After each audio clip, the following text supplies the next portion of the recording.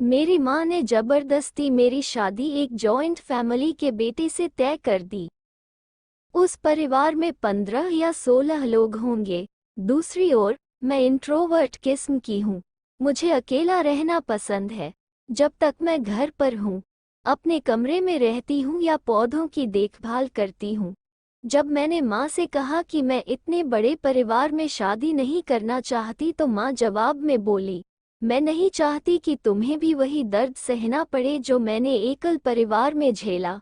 हालांकि मैं रेहान के मजबूत व्यक्तित्व के कारण उससे शादी करने के लिए सहमत हो गई। वो बहुत नाप तोल कर बोलता है और लड़कियों का सम्मान करना जानता है। रेहान के 4 भाई हैं, कोई बहन नहीं है। उनके पिता का 5 साल पहले निधन हो गया था। रेहान सबसे छोटा है। उनका एक छोटा फैमिली बिजनेस है। जिस दिन वे मुझे देखने आए, बिल्कुल अचानक आ गए, बिना कुछ खबर दिए। जब पापा ने खान पान की प्रबंध करना शुरू किया तो रेहान की माँ ने एक बात कही, हम खाना खाने नहीं आए थे भाई साहब, हम तो बस नीरा को देखने आए थे। हम अचानक आ धमके क्योंकि जानने से आप आयोजन करेंगे और इतने सारे लोगों को एक साथ देखकर डरिए मत। हम सब एक साथ आए ताकि हमें बार बार नीरा से मिलने न आना पड़े। हमने आपके बारे में पूछताछ पूरी कर ली है। अब आपको हमारे बारे में पता करना है ताकि हम बात आगे बढ़ा सके। जब मुझे उनके सामने लाया गया तो इतने सारे लोगों को एक साथ देखकर मेरा सिर चकरा गया। मैं अकेली रहने वाली लड़की इतने सारे लोगों के साथ कैसे रहूंगी, ये चिंता मुझे खाने लगी। एक हफ्ते के बाद मेरी और रेहान की बहुत ही साधारण तरीके से शादी हो गई। किसी भी पक्ष को कोई अतिरिक्त लागत नहीं लगानी पड़ी। सास ने रिसेप्शन पर खर्च न करके सारा पैसा एक अनाथालय में दे दिया। जब मुझे पहली बार कमरे में लाया गया तो मेरी मझली जेठानी की बेटी मेरी गोद में बैठी थी। कारण, वह मेरे साथ रहने वाली थी और मैं अकेली रहना चाह रही थी। इतने लोगों की भीड़ में मुझे असहजता महसूस होने लगी, लेकिन बच्चे के लिए कुछ नहीं हुआ। मैं उस दिन बहुत चिढ़ गई थी। उसके बाद जब रेहान कमरे में आए तो मझली जेठानी बच्ची को जबरदस्ती कमरे से ले गई। बच्ची यह कहते हुए खूब रोई कि मैं छोटी माँ के पास रहूंगी। उस समय मुझे बहुत बुरा लगा, लेकिन रेहान के हाथ में खाने की प्लेट देखकर मुझे बहुत आश्चर्य हुआ। टेंशन के कारण मैं पूरे दिन भूखी थी। भोजन देखकर पेट की भूख जाग उठी। मुझे तब और आश्चर्य हुआ जब रेहान ने कहा कि ये मेरे सास ने भेजे हैं।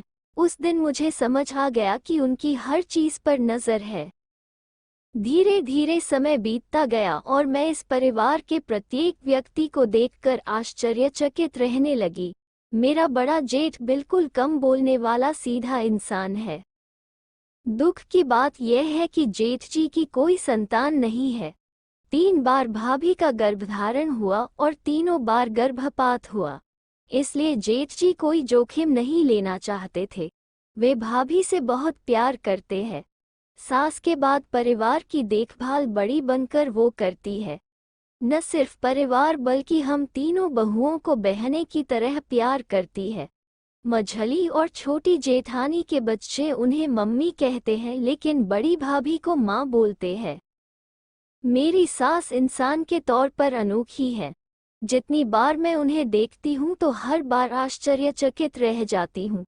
उन्होंने अपने पुत्रों को एकता की शिक्षा दी, सबको मिलकर रहने की प्रवृत्ति सिखाई है। वो एक असाधारण व्यक्तित्व वाली औरत है। अलग वातावरण और मौसम के बदलाव के कारण मैं बहुत बीमार हो गई। मैं पूरी तरह से बिस्तर से चिपट गई। उस समय सास ने मेरी सेवा की, जलपत्ती चढ़ाने से लेकर सब कुछ। जब मेरी आंखें खुली तो मैंने देखा कि वह मेरे सिरहाने में बैठी है और मेरे सिर पर हाथ फेर रही है। और भाभियां आकर पूछती रहती थी कि क्या खाना है, रेहान के बारे में क्या कहूँ। पूरे दिन दुकान में रहने के बाद वह आखिरी रात तक मेरे लिए जागता रहता था। मैं अपनी माँ की कही बात अब समझी। मेरी माँ को अस्थमा था। एक बार मैं स्कूल से घर आई और अपनी माँ को सांस लेने के लिए तड़पते देखा। पूरा चेहरा नीला पड़ गया, कटे गले मुर्गे की तरह छटपटा रही थी। मैंने जल्दी से पड़ोस की चाची को फ़ोन किया और एक डॉक्टर को बुलाया। शायद माँ नहीं चाहती थी कि उनकी बेटी की ऐसी दशा हो। भरा पूरा परिवार होने के कारण कोई न कोई हमेशा मेरे साथ रहता है। कुछ दिनों बाद बड़े जेठ और रेहान के बीच एक बिजनेस के मुद्दे पर तीखी बहस हो गई। मैं बहुत डर गई। आज तक भाइयों में इतनी बहस मैंने नहीं देखी। मुझमें रेहान से कुछ कहने की हिम्मत नहीं है। उनकी आंखें और चेहरा कैसे लाल हैं। रात के खाने का समय है। खाने की मेज पर सबके आ जाने पर भी रेहान नहीं आया। बड़े भाई थाली में खाना लेकर बैठा था पर खा नहीं रहा। जब भाभी ने पूछा कि ऐसा क्यों कर रहे हैं, तो वो टेबल से चला गया और रेहान को लेकर वापस आए, वो भी कान पकड़कर। मैं आश्चर्य की चरम सीमा पर हूँ। शादीशुदा लड़के का कान खींच रहा है।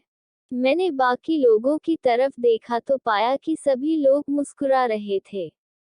बड़ी जेठानी फुसफुसाई, ये चारों भाई ऐसे ही हैं। कोई किसी के बिना खाना नहीं खाता, चाहे कितना भी गुस्सा, घमंड और बहस क्यों न हो।